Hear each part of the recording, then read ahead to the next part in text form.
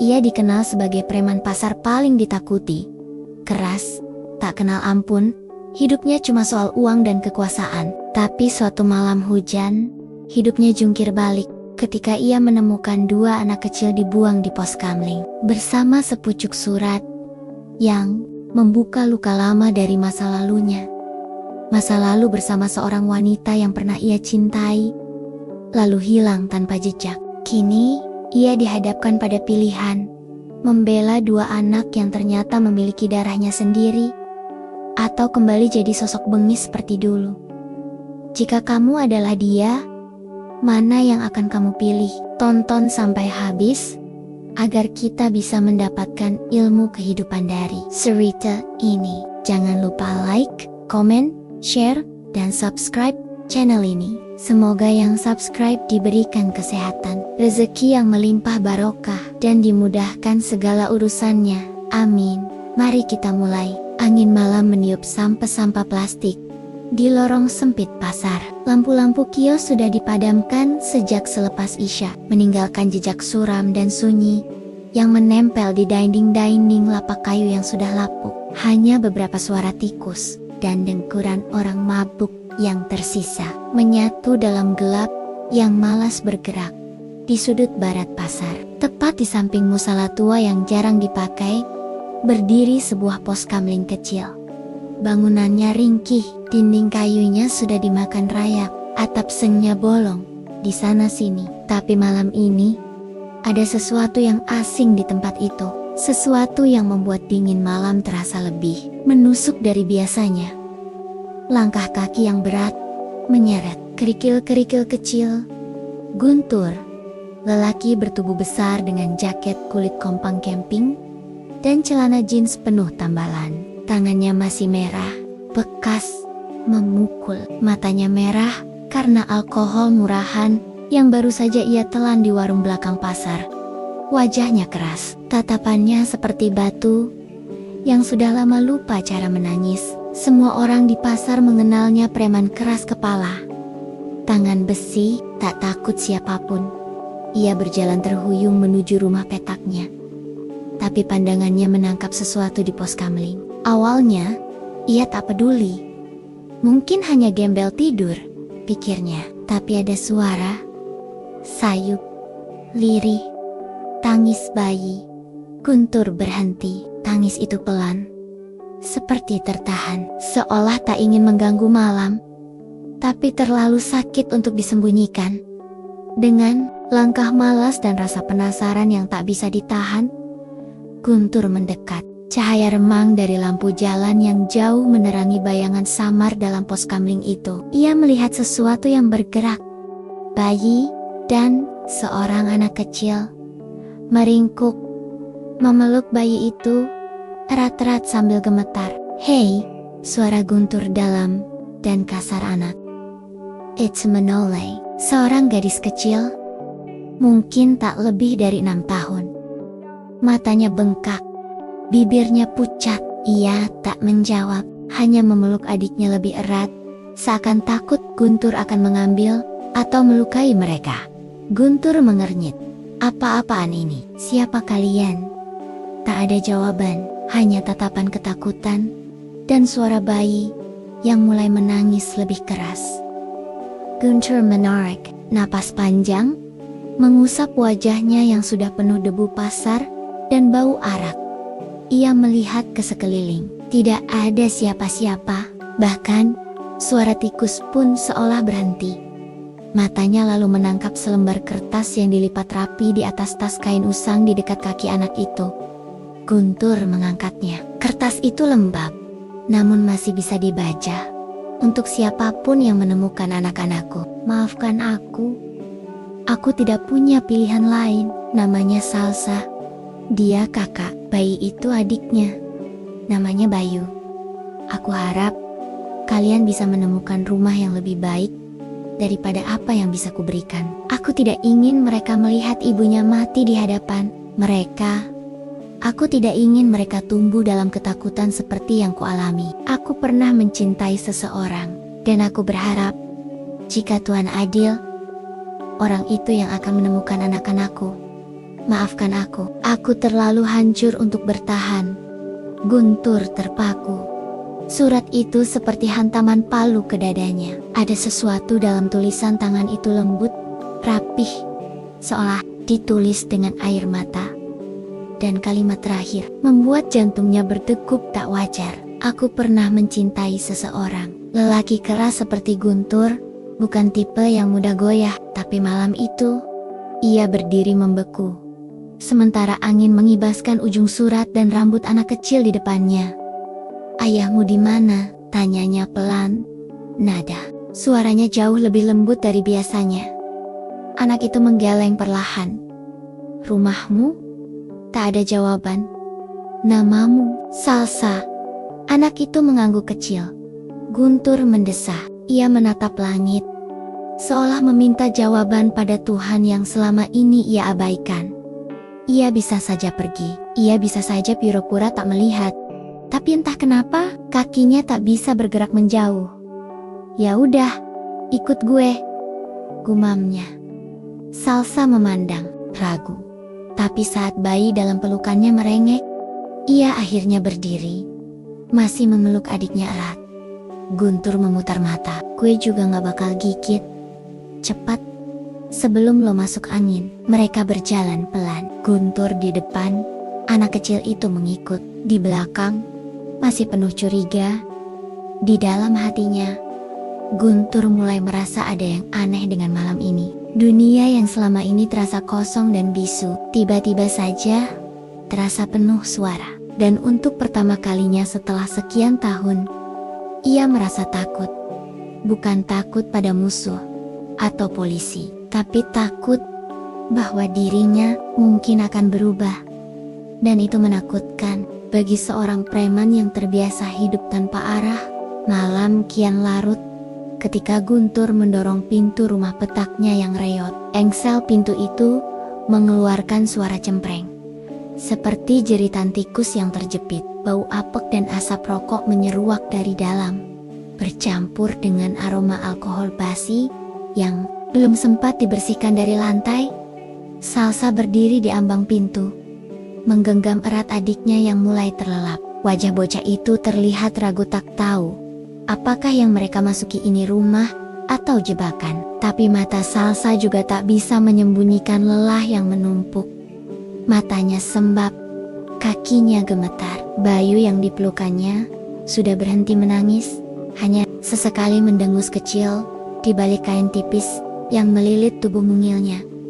"Masuk aja, gak ada harimau kok," gumam Guntur. Menjauh dari pintu dan menyalakan lampu bohlam gantung yang menggantung di tengah ruangan.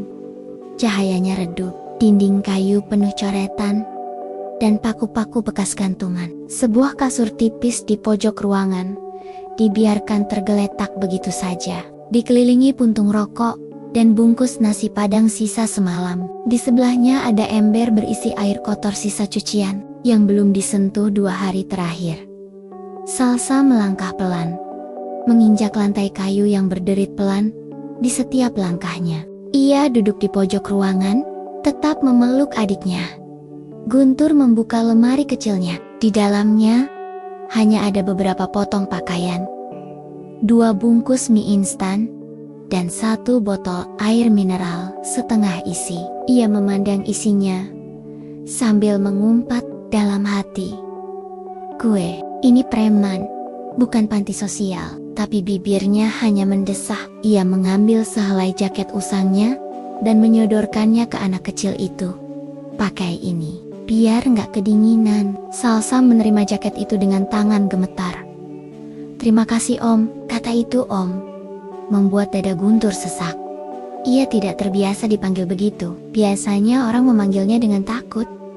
"Bang Guntur, Bos," atau sekadar Woi. Tapi malam itu, suara kecil yang sopan itu menusuk diam-diam ke dalam hatinya. Ia duduk di atas kursi plastik yang goyah, merogoh rokok dan menyulutnya. Asap menggepol, tapi tak bisa menenangkan pikirannya. "Bokap lo gak ada ya?" Salsa menggeleng. "Nyokap lo, kenapa dia tinggalin lo?"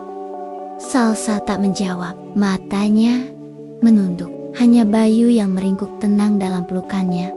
Guntur menyesap rokoknya lagi, lalu mematikan puntungnya di kaleng bekas kopi. Ia berdiri, membuka rak piring, dan mengambil mangkuk plastik yang sudah menguning, lalu menuang air panas dari termos ke dalamnya. Lo makan dulu. Abis itu istirahat. Ia menyobek bungkus mie instan dan memasukkannya ke mangkuk. Bau bumbu menyebar, membawa sedikit rasa hangat di tengah rumah yang penuh luka itu. Guntur duduk kembali, menatap mereka. Nama lo Salsa? Ya? Bayu adik lo? Salsa mengangguk. Lo bisa bantu jagain adik lo sendiri selama ini? Iya. Mama selalu pergi kerja. Kadang malam, kadang siang, kadang mama pulang sambil nangis, jawab Salsa pelan. Guntur merasakan dada kirinya kembali bergetar. Ada rasa tak nyaman yang mulai tumbuh. Ia tahu rasa itu, perasaan yang dulu pernah ia kubur bersama masa lalu yang tidak ingin ia sentuh lagi.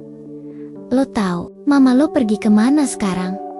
Enggak, cuma nitip surat itu. Dia bilang, nanti kami akan ketemu tempat yang lebih baik. Guntur memalingkan wajah. Surat itu masih terselip di saku jaketnya. Ia belum bisa melupakan kata-kata di dalamnya, terutama kalimat, "Aku pernah mencintai seseorang, dan aku berharap, jika Tuhan adil, orang itu yang akan menemukan anakanku." Gila Loras, gumamnya pelan, terlalu pelan untuk didengar anak kecil itu. Mie instan mulai matang. Guntur menuangkannya ke dalam 2 mangkuk plastik kecil, lalu menyodorkannya ke Salsa. Bagi 2 sama adik lo. Tapi, pelan-pelan. Panas. Salsa mengangguk. Ia meniup perlahan sendoknya, dan menyuapi Bayu sedikit kuah hangat. Bayi itu menggeliat, lalu menyusu dari sendok dengan pelan. Guntur memperhatikan tanpa berkata-kata. Ada yang aneh dalam dirinya. Biasanya, malam seperti ini ia habiskan dengan mabuk, tertidur dengan radio butut menyala di sudut kamar, atau membanting kepala orang yang berani usik lapaknya. Tapi malam ini, ia membuatkan mie instan untuk 2 anak yang bukan darah dagingnya. Dan entah mengapa, itu membuatnya merasa sedikit hidup. Pagi datang dengan lambat. Matahari menyelinap dari sela-sela genteng bocor, memantulkan cahaya ke wajah Bayu yang tertidur di kasur tipis bersama kakaknya. Guntur terbangun lebih awal dari biasanya. Ia duduk di depan rumah, menatap jalan kecil yang mulai ramai oleh para pedagang yang menggiring gerobak mereka. Gue gak bisa pelihara bocah, apalagi 2. Ia mengusap wajahnya, lalu menatap ke langit. Lo mau main-main lagi sama hidup gue ya Ras? Muncul cuma lewat surat, titip anak 2 biji, terus lo ngilang kayak dulu. Ada rasa marah, tapi lebih banyak rasa bingung. Hatinya tak lagi sekeras dulu. Sejak melihat mata Salsa, mata yang sama dengan seseorang dari masa lalu, ia merasa seperti berdiri di pinggir jurang. Tiba-tiba, suara kecil dari dalam rumah menyela pikirannya. Om, Bayu pup. Guntur memutar badan, menatap Salsa yang berdiri sambil memegang popok kain kotor. Ia menahan napas, wajahnya pucat. It's a hell yang tak pernah ia pelajari dalam dunia preman. Tapi ia berdiri juga, mengambil ember, menuang air, dan mencoba sesuatu yang tak pernah ia bayangkan, mengguris bayi sambil membersihkan popok. Ia mengomel pelan. Gila, lo bener-bener nekat Ras. Lo yakin anak lo gue titipin? Namun, saat matanya kembali bertemu dengan senyum kecil Salsa, dan tangan mungil Bayu menggenggam jarinya, ia mulai sadar. Mungkin Tuhan sedang kasih dia kesempatan kedua. Malam kembali turun, menenggelamkan pasar dalam beang-beang yang nyaris tidak bersuara. Lampu-lampu remang dari kios-kios yang masih buka sebentar lagi padam. Tapi di dalam rumah petak paling ujung, Guntur masih terjaga. Salsa dan Bayu sudah tertidur. Si gadis kecil memeluk adiknya di atas kasur lusuh, dibalut selimut kumal, yang entah sudah berapa lama tidak dicuci. Wajah mereka terlihat damai. Begitu kontras dengan isi kepala Guntur, yang justru semakin gaduh. Ia duduk di kursi plastik, menatap satu lembar kertas yang sejak kemarin tak lepas dari genggamannya. Surat itu, ia sudah membaca kalimat-kalimatnya berulang kali, tetapi ada sesuatu yang terus mengusik. Gaya bahasanya, cara menulis, pilihan kata yang penuh perasaan, ada kehangatan yang aneh, yang seperti pernah ia kenal jauh sebelum dunia mengajarinya jadi bengis. Pelan-pelan, ia menarik napas. Di ruangan itu, hanya suara kipas angin rusak dan detak jarum jam butut yang menemani. Ia memejamkan mata, membiarkan pikirannya melayang, menembus waktu kebelasan tahun lalu. Dulu, sebelum semua ini dimulai, sebelum pasar menjadi hidupnya, sebelum tangan dan hatinya membatu, ada satu nama yang pernah membuatnya hidup. Raras. Mereka bertemu di SMA. Raras adalah gadis pintar yang selalu duduk di depan kelas, sementara Guntur dikenal sebagai murid pembuat onar, perokok diam-diam, dan sering bolos. Tapi entah kenapa, setiap kali Raras tertawa, dunia Guntur mendadak jadi lebih tenang. Gadis itu membuat semua kemarahan dalam dirinya seolah jadi sia-sia. Guntur ingat jelas sore itu, saat Raras duduk sendirian di taman sekolah, membaca buku, dan ia datang dengan alasan bodoh, "Gue ketinggalan PR. Boleh lihat punyamu?" Dan Raras mengangkat alis, lalu tertawa. "Tumben lo minta PR? Lo gak sakit kan?" Tawa itu masih mengendap di dalam ingatannya. Mereka semakin dekat. Walau banyak yang mencibir, apa yang dilihat Raras dalam diri Guntur, tak ada yang tahu. Bahkan Guntur sendiri tak yakin. Tapi gadis itu selalu bilang, "Semua orang punya luka, Gun. Tapi gak semua orang mau sembuh. Lo cuma butuh waktu buat percaya lagi." Namun, waktu itu tidak pernah datang. Dunia terlalu keras. Guntur terlibat dalam tawuran yang membuatnya dikeluarkan dari sekolah. Ia menggeleng, lari dari segalanya. Lalu, Raras pun ikut menghilang, tanpa kabar, tanpa pesan. Dan sekarang, puluhan tahun kemudian, surat ini muncul dengan kata-kata yang begitu familiar, dengan harapan yang menyentuh luka lama, dan nama anak perempuan itu Salsa. Bukan nama sembarangan. Raras pernah berkata, jika ia punya anak perempuan, ia ingin menamainya Salsa, supaya hidupnya penuh warna dan gerak. Katanya, waktu itu, sambil tertawa, menyuapi Guntur bakso di pinggir jalan. Guntur membuka matanya. "Loh, beneran Ras," gumamnya lirih. "Anak ini. Anak lo, anak gue." Tenggorokannya tercekat. Ia menatap ke arah Salsa yang tertidur pulas. Gadis kecil itu memiliki sesuatu yang mengingatkan pada seseorang. Sorot mata, cara senyumnya menahan, sedih, cara bicara yang pelan, tapi yakin. Dan bayi itu punya lekuk wajah yang anehnya mirip dirinya sendiri. Bentuk alis, ujung hidung, bahkan garis rahang mungil itu seakan menampar keyakinannya yang mulai rapuh. Guntur berdiri. Ia membuka laci meja, mengeluarkan dompet tua berwarna hitam. Di dalamnya terlipat selembar foto usang, foto dirinya dan Raras berdiri di depan sekolah dengan senyum malu-malu. Ia tak pernah membuang foto itu, meski dunia telah menjauhkan mereka. Disandingkannya foto itu dengan wajah Salsa yang tertidur, tangannya gemetar. Ini gak mungkin kebetulan. Keesokan harinya, Guntur memberanikan diri bertanya pada Salsa, "Nyokap lo pernah bilang tentang siapa bokap lo?" Salsa menggeleng. "Mama cuma bilang dulu dia pernah sayang sama orang, tapi orang itu gak tahu kalau mama hamil. Dia bilang, kenapa gak ngasih tahu?" Salsa menggeleng lagi, tapi matanya mulai berkaca-kaca. "Mama sering bilang, dia gak mau nyalahin siapa-siapa. Dia cuma pengen anak Kenania bahagia. Guntur menarik napas panjang. Rasanya seperti disayat dari dalam. Apa mungkin selama ini ia benar-benar tak tahu atau sengaja dibutakan oleh kesombongannya sendiri? Kalau mama lo muncul lagi, lo mau ketemu? Salsa mengangguk pelan. Aku kangen. Tapi mama bilang dia sakit. Dia bilang mungkin gak bisa lama-lama nemenin kita. Guntur menunduk. Jantungnya berdetak terlalu cepat. Ia berdiri, mengambil surat itu lagi, membaca baris terakhir. Aku tidak ingin mereka melihat ibunya mati di hadapan mereka. Guntur mengepalkan tangan. Tubuhnya seperti digulung amarah dan sesal. Sekaligus, ia yang biasanya menghadapi preman dengan senyum sinis, kini tak sanggup berdiri tegak.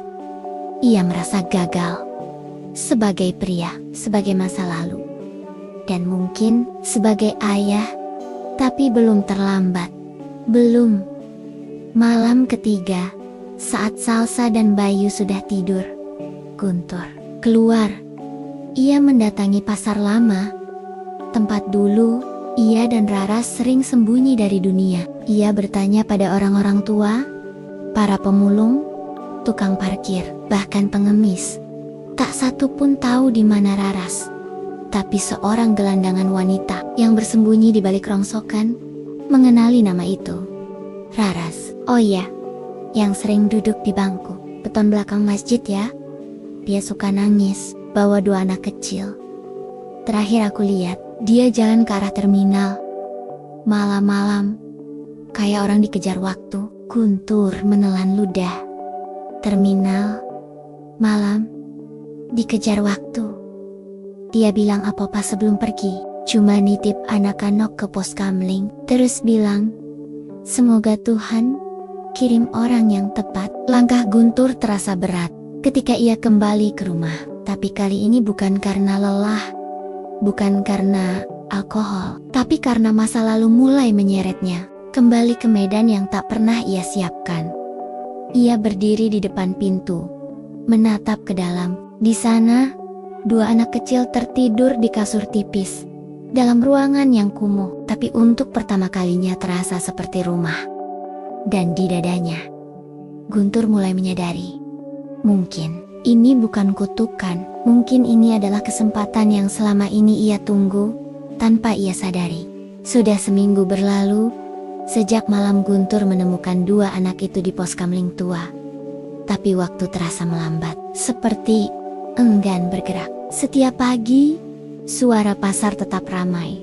Para pedagang tetap teriak menawarkan barang, dan para pengangguran tetap duduk di warung kopi sambil berjudi recehan. Tapi hidup Guntur tidak lagi sama.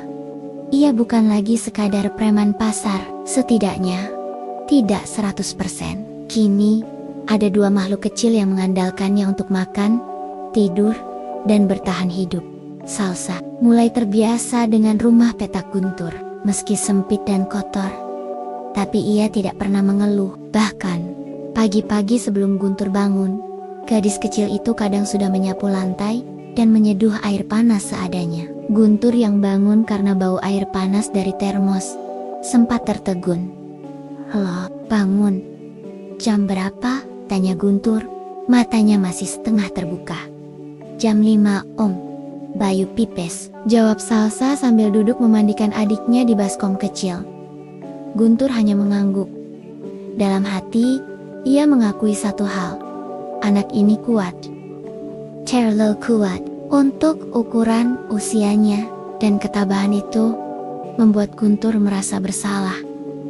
Ia sendiri tak pernah punya pegangan hidup selama ini. Hidupnya penuh kekerasan, saling tikam, dan uang haram. Tapi gadis kecil di hadapannya justru mengajarkannya pelen-pelen tentang tanggung jawab tanpa banyak bicara.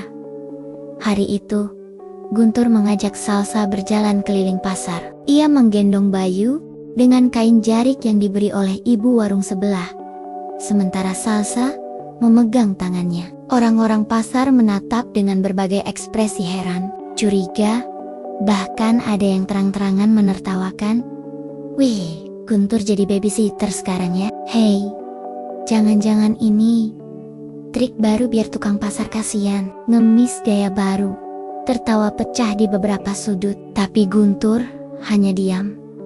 Ia menatap mereka satu persatu dengan mata tajamnya. Sejenak, pasar hening, orang-orang kembali sibuk, berpura-pura menyusun dagangan.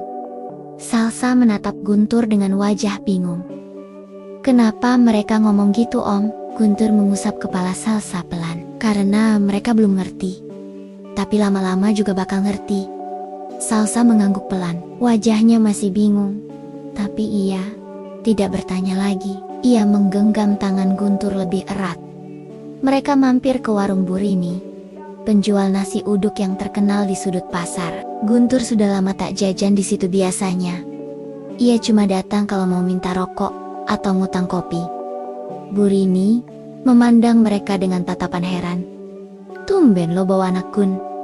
Bini lo mana? Bukan anak gue, titipan, jawab Guntur singkat. Rini memandang Salsa dan Bayu sejenak. Lalu menarik napas. Kasihan, mukanya mirip Raras ya.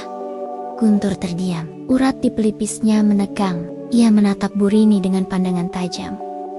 Lo bilang apa? Ya, mirip Raras. Dulu sering kesini, suka beli gorengan. Anak itu mirip banget.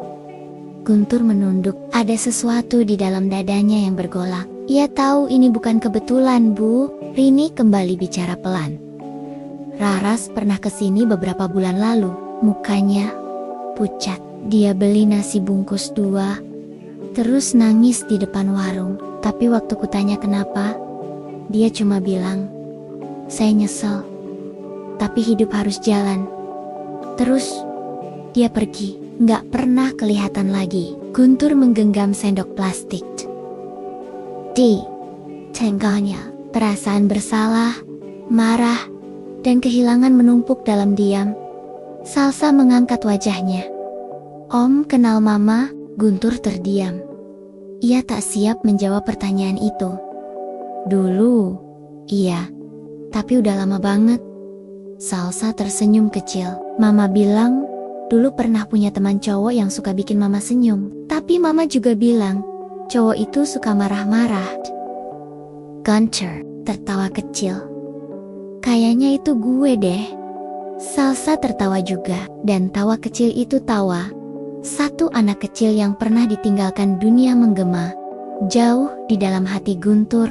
Sore hari, Guntur mengajak Salsa duduk di tangga rumah petak. Mereka makan gorengan dan menatap anak-anak lain yang bermain bola di lapangan kecil depan pasar. Bayu tertidur dalam pelukannya.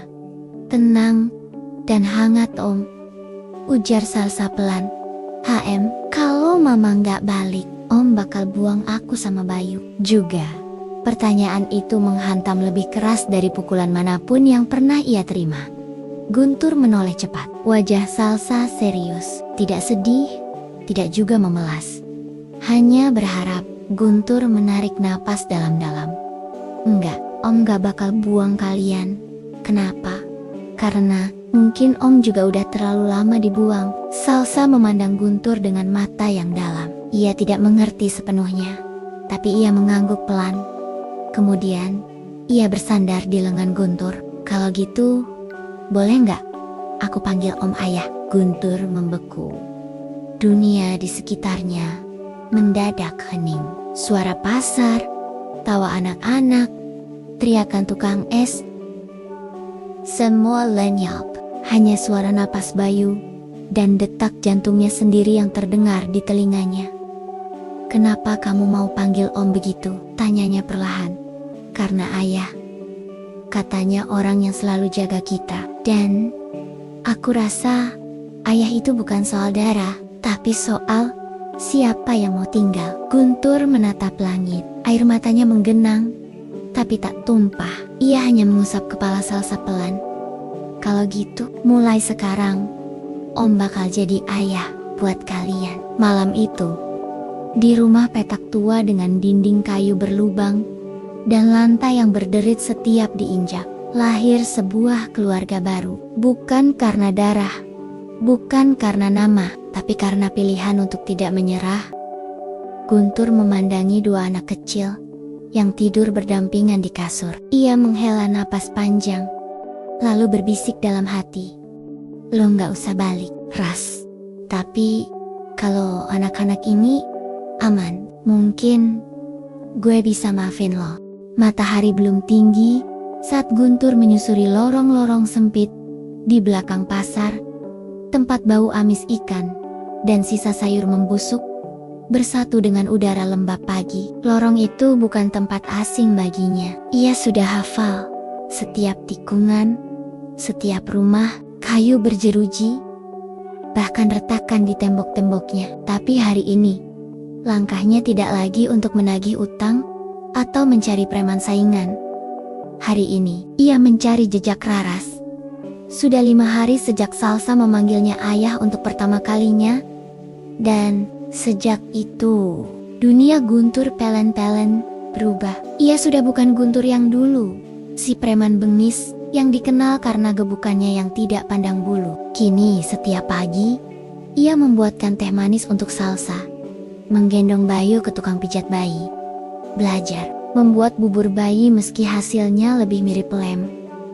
Dan setiap malam saat dua anak itu terlelap, Guntur membaca ulang surat lusuh dari Raras. Surat yang makin lama makin terasa seperti jeritan terakhir dari seseorang yang masih hidup dalam luka yang tidak pernah sembuh. Tapi dia harus tahu, harus ada kepastian. Apakah benar Raras masih hidup?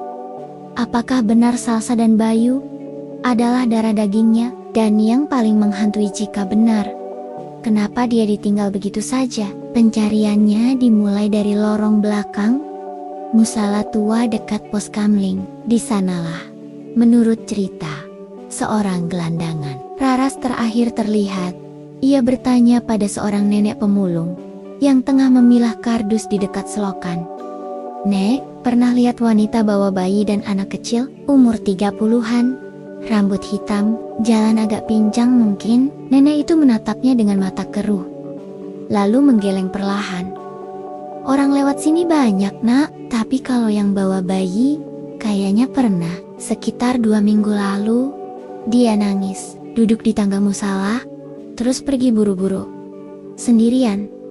Kayaknya. Tapi, dia kayak orang yang habis dipukul. Mukanya lebam, bajunya sobek. Saya pikir, korban jambret." Guntur mencengkeram lututnya. Matanya menyipit. "Dipukul? Oleh siapa? Dia bilang sesuatu nggak, Nek?" Nenek itu berpikir sejenak, lalu mengangguk. Dia sempat bilang, "Kalau aku nggak balik, tolong Tuhan jaga anak-anakku." Lalu dia jalan ke arah lapak kosong dekat terminal. Guntur melanjutkan pencariannya ke lapak-lapak kosong yang sudah tak dihuni. Di sana, ia bertemu Wawan, bekas anak buahnya yang sekarang jadi kuli panggul.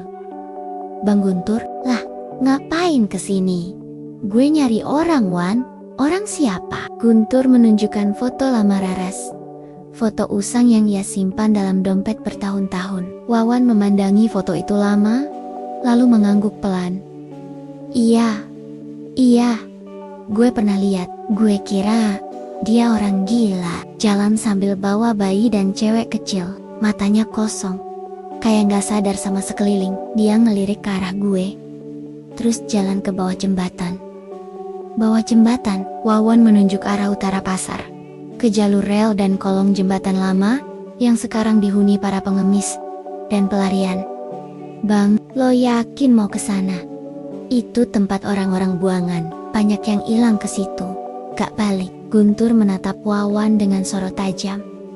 "Kalau orang yang gue cari beneran pernah ke sana, gue harus tahu." Sore menjelang saat Guntur tiba di bawah jembatan, bau urin dan bangkai tikus menyambutnya. Orang-orang di sana memandang curiga pengemis, pecandu, anak-anak muda dengan mata cekung dan kulit kotor. Ia berjalan perlahan, bertanya pada setiap wajah yang bersedia mendengar. Sebagian hanya menggeleng, sebagian mengumpat. Tapi Serent, wanita tua, duduk bersandar di tiang jembatan, memanggil pelan. Lo cari perempuan bawa bayi yang mukanya bonyok, bajunya compang-camping. Guntur mendekat. Lo lihat? Wanita itu mengangguk. Dia tidur di sana, katanya, menunjuk ke tenda plastik biru yang kini kosong. Semalam, dia ngelantur, bilang dia mau nitipin anaknya. Gue kira dia mau bunuh diri. Jantung Guntur menselosang terus. Dia kemana? Pagi-pagi dia pergi. Cuma bawa satu tas kecil, meninggalkan dua anak itu di depan pos ronda pasar. Guntur mengangguk perlahan, napasnya tercekat. Dia bilang, "Apa, Pak?" Sebelum pergi, wanita itu terdiam sejenak, lalu berkata pelan. Dia cuma bilang, dia nggak pantas hidup. Tapi anak-anaknya pantas punya harapan. Dan kalau Tuhan masih sayang, orang yang dulu pernah dia percaya bakal nemuin mereka. Guntur berdiri di tepi jembatan, menatap langit sore yang mulai memerah. Dadanya sesak. Raras benar-benar telah menyerahkan segalanya.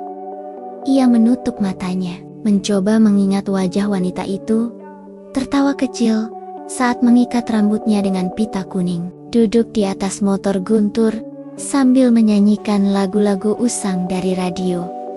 Dan sekarang, ia entah di mana. Mungkin sakit, mungkin sekarat, atau mungkin sedang menyembunyikan dirinya dari dunia. Dan dari dirinya juga. Malam itu, saat kembali ke rumah, Guntur melihat sesuatu yang membuatnya berhenti di ambang pintu.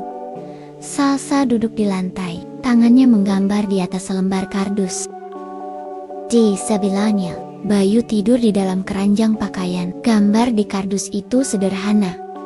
3 orang berdiri berdampingan, seorang pria, seorang anak kecil, dan bayi dalam gendongan. Salsa mengangkat wajahnya. "Ayah, ini kita." Guntur berjongkok, menatap gambar itu lama, lalu mengangguk. "Iya, itu kita." Salsa tersenyum. "Kita keluarga sekarang kan?" Guntur menarik napas dalam. Sekarang dan selamanya. Tapi dalam hatinya masih ada yang menggantung. Sebuah pertanyaan yang belum terjawab, dan sebuah nama yang masih terjerat dalam bayang-bayang pasar, dalam luka-luka yang belum sembuh. Raras. Dan di sanalah langkah Guntur mengarah. Tak lagi hanya untuk menebus masa lalu, tapi untuk menyelamatkan satu-satunya harapan yang tersisa. Malam turun dengan angin dingin yang menyusup dari sela-sela dinding rumah petak. Di dalamnya, Bayu sudah terlelap. Sementara Salsa tertidur di pangkuan Guntur, masih memeluk boneka bekas pemberian tetangga depan yang dulu sering dimintai uang. Keamanan, Guntur tak bisa tidur. Ia menatap lenggit-lenggit, ditemani rokok yang hampir habis dan kepala yang penuh pertanyaan. Sudah seminggu lebih sejak ia menyusuri lorong pasar, menyelidiki jejak Raras, dan mendapat potenggen-potenggen cerita yang berserakan seperti pecahan kaca. Tapi, belum ada satupun yang bisa ia susun menjadi kepastian. Yang ia tahu pasti hanyalah satu hal. Raras masih hidup, atau baru saja meninggal. Dan jika dia masih hidup, mengapa belum muncul? Jika sudah meninggal, kenapa tidak ada yang tahu pasti? Ayah ingin percaya, tapi juga takut. Takut akan jawaban yang sebenarnya ia tunggu-tanggu sepanjang hidup. Karena jika semua benar, jika Salsa dan Bayu adalah anak kandungnya, maka bukan hanya hidupnya yang harus berubah, tapi seluruh masa lalunya akan runtuh.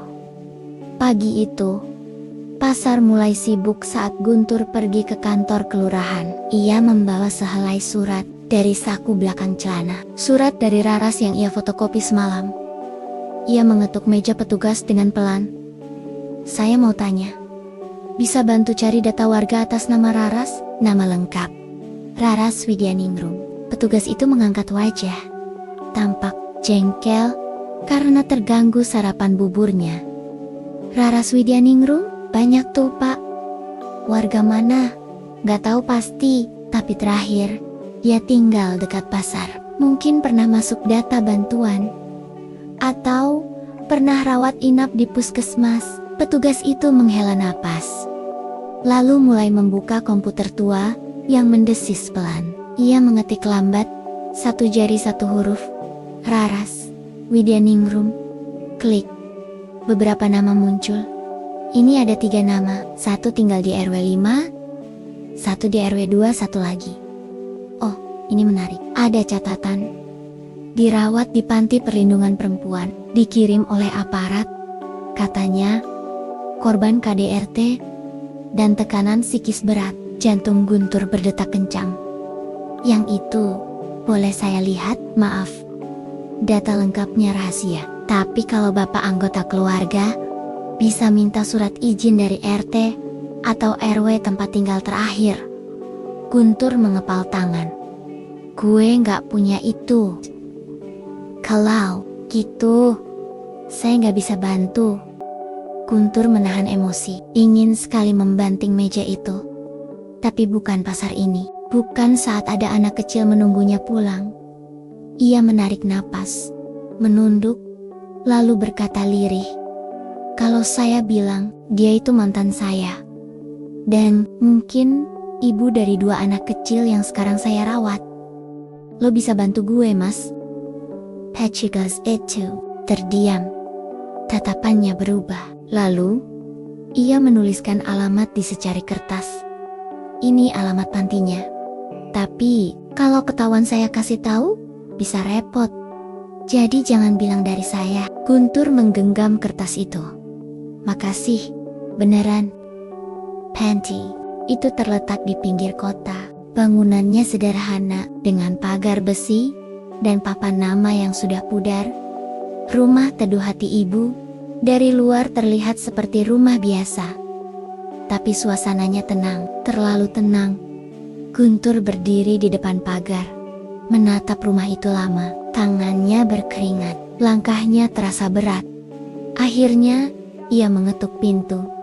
Seorang wanita setengah baya membukakan pintu. Matanya waspada, suaranya dingin.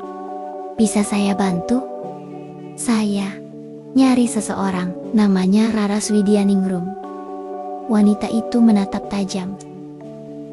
Anda, siapa saya? Guntur, dulu kami dekat. Saya juga sekarang merawat 2 anak yang saya curiga anak-anak dia. Tatapan wanita itu melembut. Ia membuka pintu sedikit lebih lebar. Tunggu sebentar. Guntur menunggu.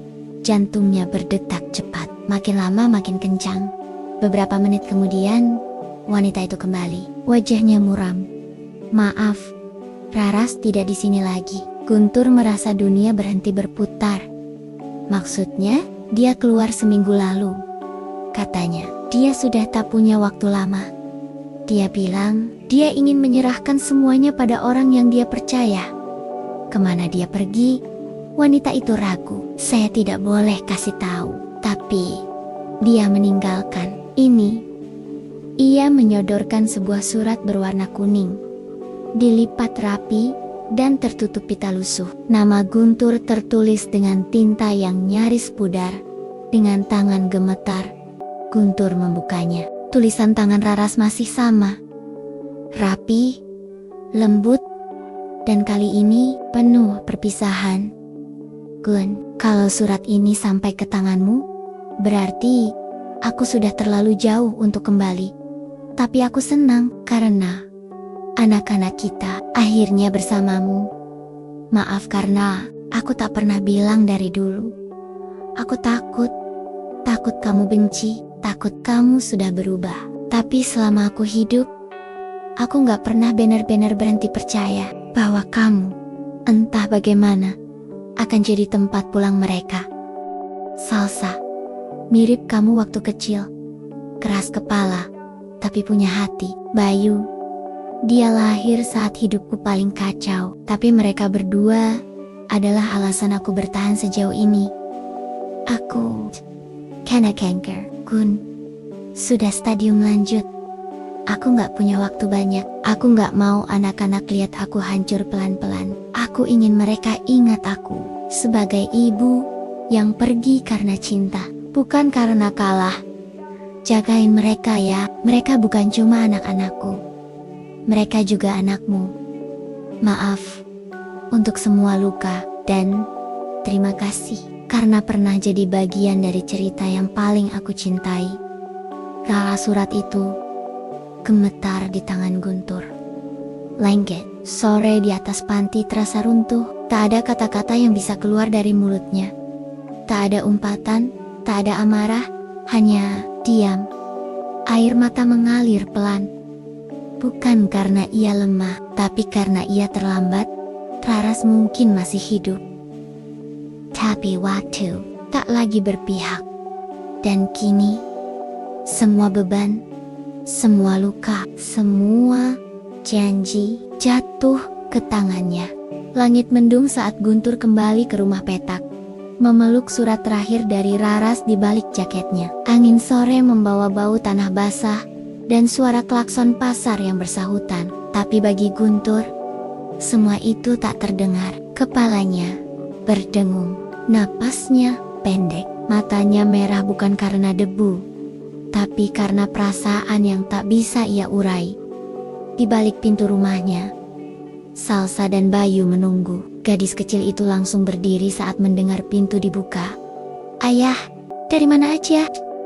Guntur tak langsung menjawab. Ia menatap wajah anak itu, wajah yang kini ia tahu benar adalah bagian dari darahnya sendiri. Ayah berletet, meraih tubuh mungil itu, memeluknya erat-erat. Salsa terdiam, lalu memeluk balik erat. Seakan tahu, ada sesuatu yang telah berubah. "Ayah, kenapa nangis?" Guntur hanya menggeleng. "Karena ayah sayang kalian, dan untuk pertama kalinya," kata ayah, terasa sepenuhnya benar. Malamnya, saat Salsa tertidur memeluk Bayu, Guntur duduk di depan rumah dengan rokok tak tersulut di tangan. Ia menatap jalan pasar yang lengang, tapi dalam pikirannya satu wajah kembali muncul. Yanto, preman lawas yang dulu jadi musuh bebuyutannya, dan konon bapak dari anak ketiga Raras yang gugur dalam kandungan. Cerita itu datang dari sebuah bisikan yang ia dengar di panti. Seorang staf sempat menyebutkan Raras pernah hampir meninggal dipukuli seseorang bernama Yanto. Dia hamil waktu itu, katanya. Orang itu mantan pacarnya setelah Guntur. Dan sejak itu, dendam yang telah lama dibekukan mulai mencair. Yanto, si bajingan yang dulu menusuknya dari belakang, mengambil lapaknya, dan mengambil Raras. Jika semua ini benar, maka bukan hanya Raras yang dikhianati oleh hidup, tapi juga oleh orang yang seharusnya menjaga. Guntur berdiri, matahari belum terbit, tapi ia sudah tahu apa yang akan ia lakukan. Ia mencari Yanto selama 2 hari, bertanya ke primean preman lama, mendatangi warung judi, melacak jejak di terminal lama, hingga akhirnya di sebuah warung tuak, seseorang menyebut nama itu dengan bisik-bisik. Yanto sekarang kerja jadi tukang parkir liar di pelabuhan kontainer. Punya tangan kanan namanya Apple, tapi dia udah gak segarang dulu. Sekarang jalannya pincang. Katanya pernah dihajar orang. Guntur mengepalkan tangan. Dia masih hidup terlalu enak. Sore itu, ia tiba di pelabuhan kontainer. Debu beterbangan, suara klakson truk dan peluit operator membelah udara. Guntur berjalan seperti bayangan. Matanya mencari satu sosok Yanto. Dan akhirnya, ia melihatnya, lelaki bertubuh besar, rambut setengah botak, memakai jaket kulit dan peluit tergantung di leher. Jalannya pincang, tapi wajahnya masih sama. Penuh licik, penuh sombong. Guntur berdiri di tengah jalan. "Yanto," lelaki itu menoleh. Sejenak matanya menyipit, lalu membelalak. "Guntur, gila, gue kira lo udah mati." Guntur tidak menjawab. Ia berjalan pelan, langkahnya berat tapi pasti. Setiap langkah membawa ribuan luka, dendam, dan satu surat yang membakar dadanya. Yanto tertawa-tawa khas preman yang merasa dirinya masih berkuasa. "Lo ngapain kesini? Mau ngajak minum? Atau mau balas dendam kayak di sinetron?" Guntur berhenti, tepat di depan wajahnya. Ia tak memukul, tak mencaci, ia hanya menatap, lalu bertanya. Lo masih inget Raras? Tawa Yanto lenyap, mulutnya perlahan menegang, wajahnya menjadi dingin. Jangan bawa-bawa nama dia, gue bawa. Karena lo pernah pukul dia, lo pernah ninggalin dia dalam keadaan hamil. Dia nyaris mati karena lo. Yanto meludah ke tanah. Jadi dia ngadu? Ya, enggak. Dia gag. Sempat. Dia pergi. Sekarang, dia sekarat. Yanto menoleh. Terus, lo mau apa sekarang? Minta gue ngaku, minta gue nyesel. Semua orang di pasar itu bajingan, Gun. Termasuk lo. Lo juga ninggalin dia waktu dia butuh. Guntur mengepalkan tangan, tapi gue balik. Dan sekarang, gue jagain anaknya. Anak gue, Yanto mencibir. Lo pikir, lo pahlawan, Gun. Lo pikir dengan jagain dua bocah, semua kesalahan lo hilang. Lo gag, tahu apa aja yang dia alami setelah lo pergi. Guntur mundur setapak. Sorot matanya redup. Dia tahu. Dia juga pernah salah, tapi dia tidak datang ke sini untuk pembenaran. Aku datang bukan buat ngemis maaf, tapi buat bilang, kalau lo masih punya hati, mending lo jauh dari hidup mereka. Jangan pernah muncul. Jangan ganggu lagi, karena kalau lo sentuh mereka, Yanto, gue gak akan mikir dua kali. Yanto tertawa miris. Lo gak bisa lindungin mereka selamanya, Gun. Dunia ini kejam. Guntur menatapnya tajam.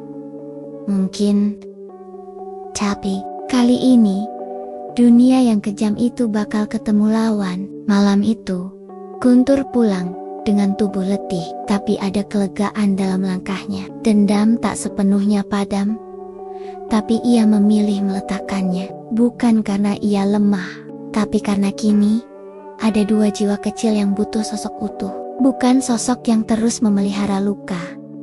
Ia masuk ke rumah dan melihat Salsa menyuapi Bayu bubur buatan sendiri. Gadis kecil itu tersenyum. Ayah capek. Guntur mengangguk, lalu tersenyum kecil. Capek, tapi hati ayah enteng. Hujan turun sejak pagi. Tidak deras, tapi cukup untuk membuat jalanan becek dan pasar menjadi lumpur hidup. Payung-payung bercecer di setiap lapak. Anak-anak berlarian menembus genangan, tertawa dan berseru-seru. Seakan dunia tidak pernah mengajari mereka tentang kesedihan. Tapi di rumah petak paling ujung, seorang pria duduk dalam diam. Di hadapannya ada secari kertas kosong, pulpen murahan, dan pikiran yang tak bisa berhenti berputar. Guntur hendak menulis surat. Bukan untuk Raras, yang mungkin kini sudah tak dapat ditemui. Bukan juga untuk Yanto, musuh lamanya yang kini hidup dalam bayang-bayang takut. Surat itu untuk Salsa dan Bayu. Untuk hari nanti, saat mereka cukup besar untuk mengerti. Saat mereka bertanya, kenapa hidup kita dimulai dari pos kamling? Dan saat itu tiba, Guntur ingin mereka tahu yang sesungguhnya. Ia menatap lembaran kertas di depannya. Tangannya gemetar, tapi ia mulai menulis. Untuk Salsa dan Bayu, anak-anak, ayah. Ayah nggak tahu harus mulai dari mana, tapi ayah tahu, satu hari nanti, kalian akan tumbuh. Kalian akan bertanya tentang asal-usul kalian, tentang siapa ibu kalian, tentang kenapa ayah kalian adalah seorang preman pasar yang dipenuhi luka, dan ini adalah jawabannya. Ibu kalian, Raras, adalah satu-satunya perempuan yang pernah membuat ayah percaya pada hidup. Tapi ayah mengecewakannya. Ayah pergi terlalu lama, dan saat ayah kembali, hidup sudah merenggut terlalu banyak darinya. Dia tak ingin kalian melihatnya hancur, maka dia memilih pergi. Demi cinta. Dia bukan pengecut, dia bukan ibu yang meninggalkan. Dia ibu yang berani menyelamatkan kalian dengan caranya sendiri. Dan ayah hanya orang yang terlambat menyadari bahwa selama ini Cinta bukan soal siapa yang datang pertama, tapi siapa yang mau tinggal saat semuanya runtuh. Kalian mungkin akan malu karena masa lalu ayah. Ayah pernah jadi orang jahat. Pernah pukul orang. Pernah hidup dari uang kotor. Tapi sejak kalian datang, ayah belajar bahwa hidup gak bisa dibangun di atas rasa takut, tapi di atas tanggung jawab, di atas cinta. Salsa, kamu kuat, lebih kuat dari anak kecil manapun yang pernah. Ayakino dan Bayu, meski kamu belum mengerti sekarang, kamu adalah alasan kenapa ayah berhenti mencari musuh dan mulai mencari makna. Kalian adalah rumah yang ayah temukan kembali.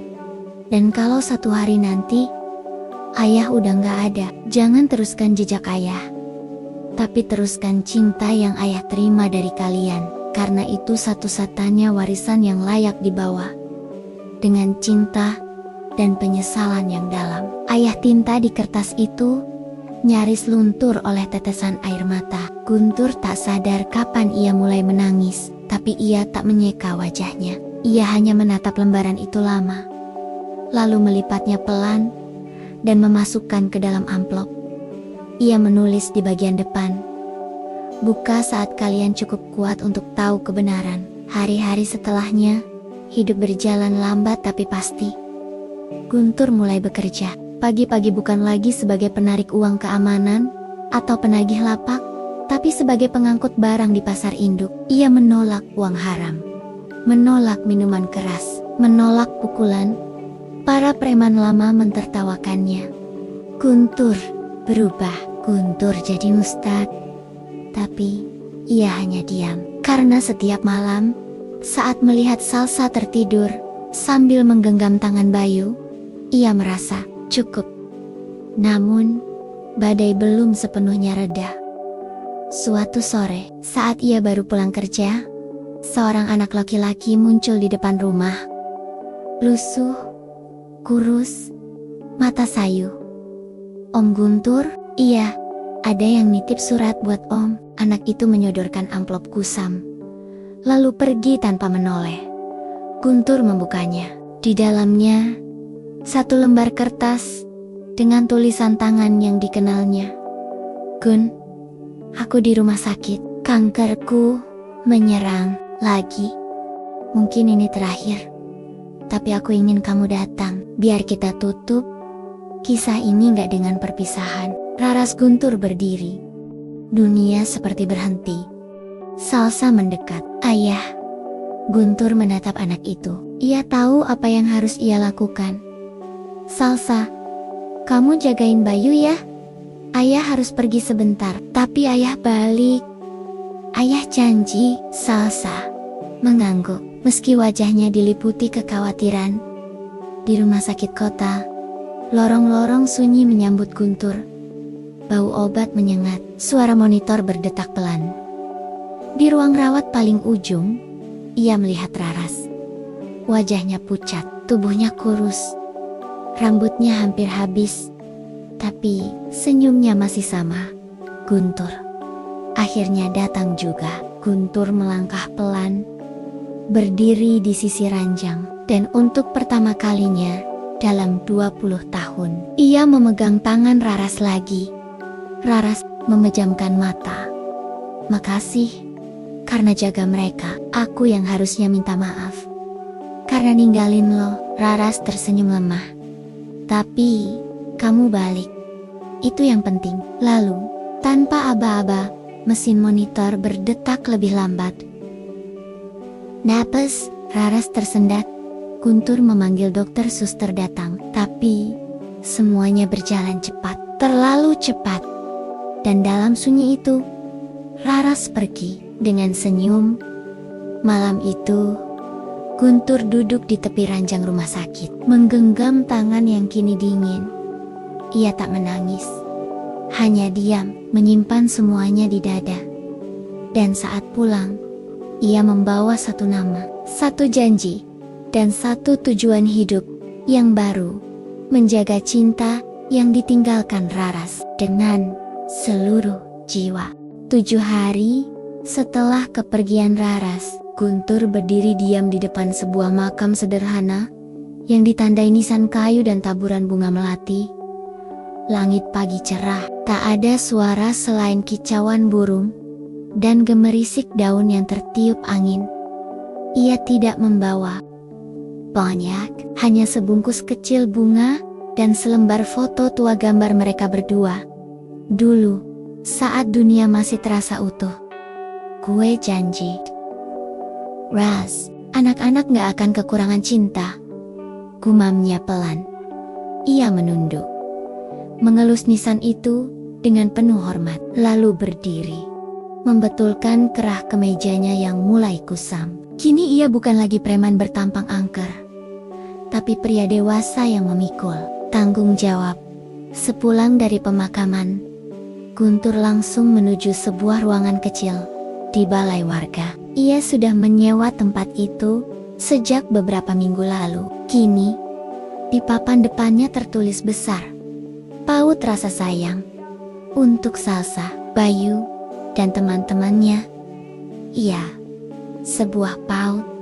Ide itu lahir dari pembicaraan Guntur dan Bu Rini beberapa malam lalu. Saat mereka duduk di warung sambil menonton Salsa, mengajari anak-anak pasar membaca dari buku bekas. Anak-anak ini pintar, Gun, tapi nggak semua punya tempat buat belajar, kata Bu Rini. Dan sejak itu, Guntur bergerak. Ia minta bantuan guru honorer, mencicil kursi plastik, mengecat dinding dengan warna cerah. Semua uang dari kerja kasarnya ia simpan, bukan untuk rokok atau judi seperti dulu, tapi untuk kapur tulis dan mainan edukatif. Kini, paut itu mulai hidup. Anak-anak mulai datang. Salsa duduk di barisan depan, bangga. Bayu bermain sambil sesekali tertawa, dan Gunturia berdiri di belakang kelas sambil menahan senyum. Perubahan hidupnya tidak berjalan mulus. Sebagian orang masih mencibir, "Preman, sok suci," kata beberapa tetangga. Ada yang sengaja mencoret tembok paut, melemparkan botol plastik, atau mengadu ke RT bahwa Guntur pasti punya modus. Tapi satu demi satu, cibiran itu tak lagi berarti saat warga melihat sendiri. Anak-anak yang dulunya berkeliaran tanpa arah, kini tertawa di kelas kecil. Ibu-ibu pasar mulai menitipkan anak mereka dengan tenang. Bahkan RT yang dulu tak mau bersalaman, kini mengangguk saat berpapasan. Suatu sore, Guntur duduk di beranda rumah bersama Salsa yang tengah menggambar. "Ini gambar paut," kata Salsa sambil menunjukkan hasil karyanya. "Aku kasih nama Rumah Pelangi, boleh nggak ya?" Guntur tertawa kecil. "Rumah Pelangi ya? Boleh banget." Salsa tersenyum puas. "Kalau besar nanti, aku mau jadi guru, biar semua anak tahu huruf, biar nggak ada yang malu kalau baca di depan orang." Guntur mengusap kepalanya. "Kamu bakal jadi guru hebat." Kemudian ia memandangi Bayu yang duduk di atas kursi plastik, mencoba mengeja huruf ABC. Mereka kecil, tapi kehadiran mereka telah mengubah hidup satu pria yang dulu dikenal sebagai momok pasar. Dari tangan mungil mereka, Guntur belajar makna pengampunan. Malamnya, Guntur membuka kotak kecil yang ia simpan di bawah kasur. Di dalamnya ada surat dari Raras, foto-foto lama, dan satu amplop tertutup. Itu adalah surat yang ia tulis untuk Salsa dan Bayu. Ia mengambilnya kembali, lalu menambahkan satu baris terakhir di bagian bawah. "Jika nanti kalian merasa kehilangan, ingat, rumah itu bukan soal bangunan, tapi soal siapa yang tetap tinggal meski badai datang." Hari-hari terus berjalan. Bayu mulai bisa bicara. Salsa mulai bisa membaca buku cerita. Paut kecil mereka menerima sumbangan dari seorang donatur yang dayam-dayam pernah jadi korban premanisme pasar dan kini memutuskan memberi kesempatan kedua pada mantan musuhnya karena melihat ketulusan perubahan. Bahkan beberapa preman lama mulai datang diam-diam, bukan untuk membuat onar, tapi membantu mengecat, mengangkat meja, bahkan menyumbang bola plastik. Salah satunya, Wawan, Gue gak nyangka lo bisa berubah kayak gini bang, katanya sambil tertawa. Dulu lo paling galak kalau anak kecil nangis, Guntur tersenyum. Dulu gue gak punya alasan buat lembut. Sekarang gue punya dua. Wawan mengangguk. Salsa sama Bayu.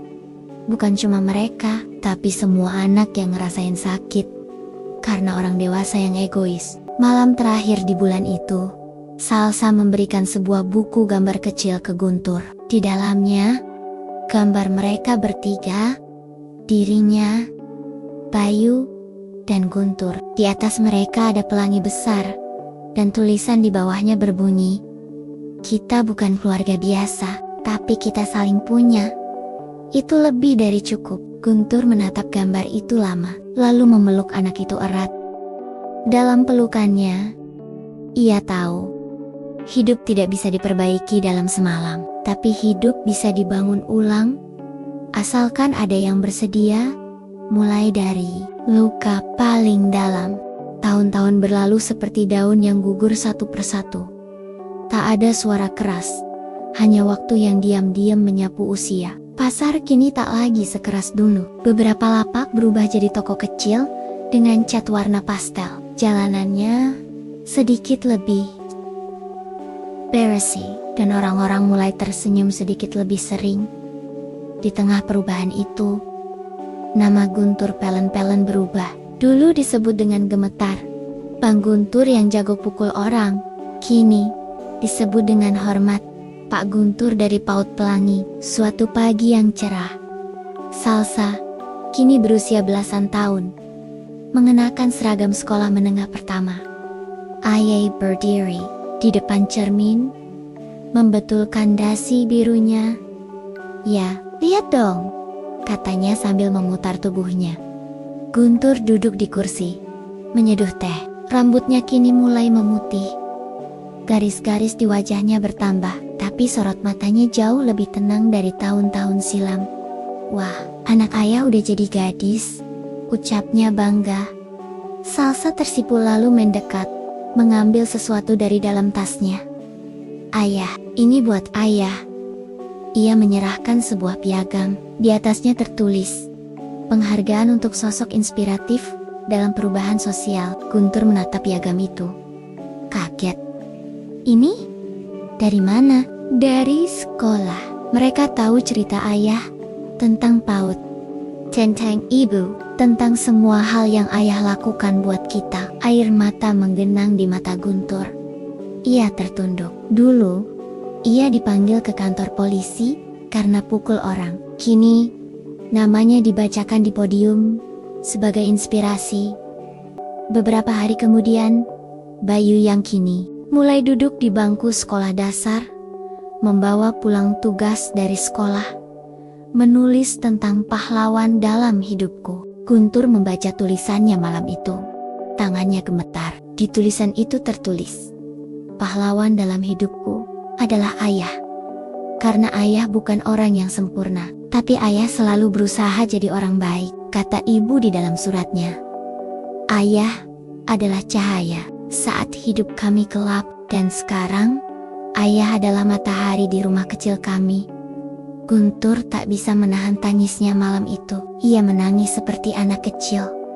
Bukan karena sedih, tapi karena bahagia yang begitu sederhana, namun dalamnya tak bisa dijelaskan. Hari berganti hari, Guntur terus menjalani hidupnya sederhana. Ia tetap bekerja di pasar sebagai pengangkut barang, tetap membuka PAUD, tetap duduk di beranda rumah setiap malam sambil melihat anak-anaknya belajar. Namun suatu sore, tubuhnya yang dulu keras seperti baja mulai terasa rentah.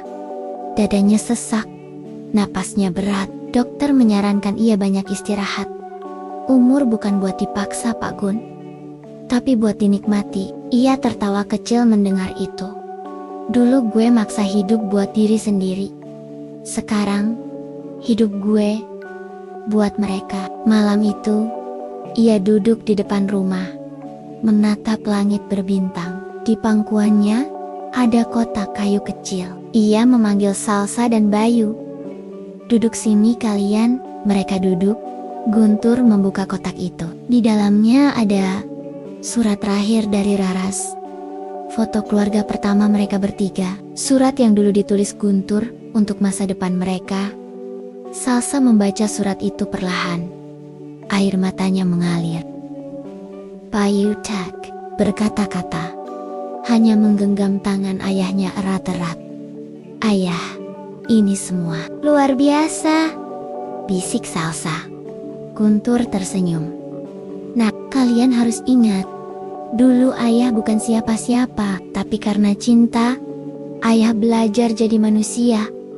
Kalian adalah alasan ayah jadi hidup. Ia lalu mengambil tangan mereka berdua. Janji ya, kalau ayah udah nggak ada, teruskan tempat ini.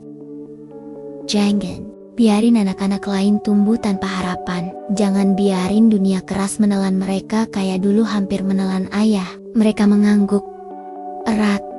Tak ada kata yang bisa mengalahkan perasaan di malam itu. Beberapa tahun kemudian, pasar telah berubah jadi pusat UMKM kecil. PAUD Pelangi berubah jadi sekolah taman baca dan ruang belajar anak-anak jalanan. Di depannya, ada mural besar bergambar seorang pria bertopi lusuh, tersenyum sambil menggendong dua anak kecil. Di bawahnya tertulis, warisan dari seorang preman, bukanlah kekerasan, tapi cinta yang tak menyerah. Dan di sebuah rumah kecil, di ujung pasar, seorang gadis muda kini berdiri di depan kelas, mengajar anak-anak membaca. Namanya Salsa. Di sudut ruangan, foto ayahnya tergantung, tersenyum.